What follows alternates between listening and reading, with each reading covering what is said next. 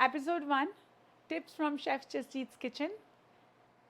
If you have leftover yogurt, what to do with it?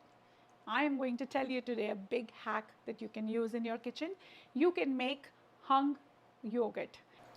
If you don't have a setup like me, this is what you're going to use. Very simple to make. All you need is this cheesecloth and a strainer, as well a bowl. We are just lining this strainer with the cheesecloth, and we are going to put our dahi, yogurt that you have, and let it sit for 8 to 12 hours in the fridge.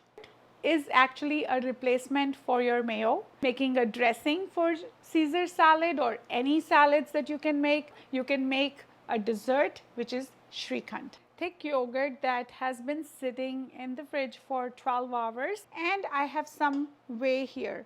Now this whey, lot of people actually throw this out. You don't want to throw this out. This is full of protein. You need this.